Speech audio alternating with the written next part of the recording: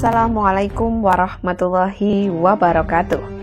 Para pemirsa Kampung Aswaja yang dirahmati oleh Allah, pada kesempatan kali ini Kampung Aswaja berkesempatan untuk mengunjungi makam yang berada di gunung, yaitu makam Syekh Subakir dan makam Eyang Semar. Eyang Semar merupakan tokoh Punokawan dalam pewayangan. Ada pula yang mengenalnya melalui dunia mistis dan juga kebatinan. Namun, generasi sekarang banyak yang tidak tahu mengenai Semar yang dikatakan sebagai pemomong tanah Jawa. Dalam cerita wayang, Eyang Semar dikatakan sebagai tokoh asli Indonesia karena tidak ditemukan dalam cerita Mahabharata ataupun Ramayana dari India.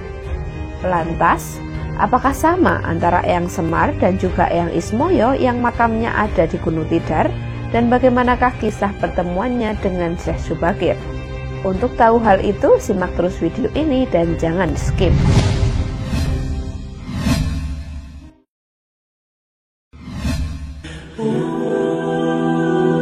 Dilansir dari portal Sulut, menurut sejarawan Profesor Dr. Slamet Mulyono, Semar pertama kali ditemukan dalam karya sastra zaman Kerajaan Majapahit yang berjudul Sudah Malah.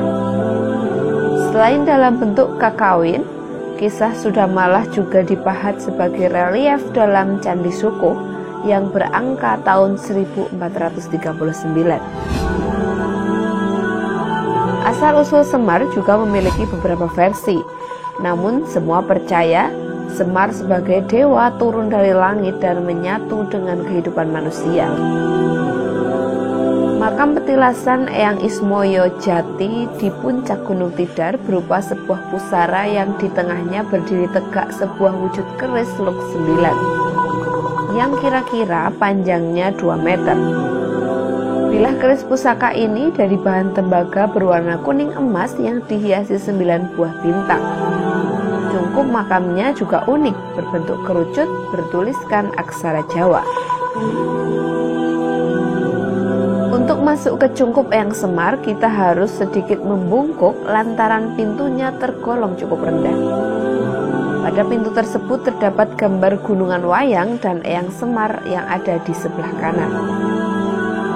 Nama Eyang Semar yang ada di puncak Gunung Tidar ini juga mempunyai makna yang tersamar. Sebutan Eyang maknanya eling pondo sembayang, yang artinya ingat untuk melakukan sholat. Ismoyo maknanya ojo podo semoyo atau jangan menunda. Sedangkan kata jati artinya kabeh ono jati dirimu, yang artinya semua ada pada jati dirimu. Sedangkan kata Semar maknanya adalah siro eling marang Allah dan Rasul, artinya kamu ingat kepada Allah dan Rasul.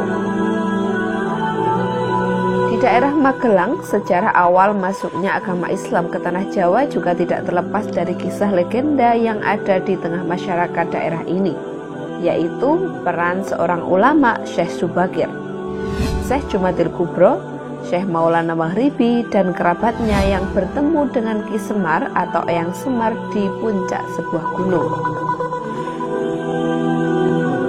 Menurut riwayatnya, sebelum pusaka Kalimat Sada ditanam di puncak Gunung Bala, Syekh Subakir bermusyawarah dengan Kiai Semar di Gunung Tidar. Kemudian, pusaka Kalimat Sada dibawa ke arah timur sejauh 17 km ke puncak sebuah gunung untuk ditanam sebagai tumbal kanggo bangsa olo-olo atau tumbal untuk orang banyak.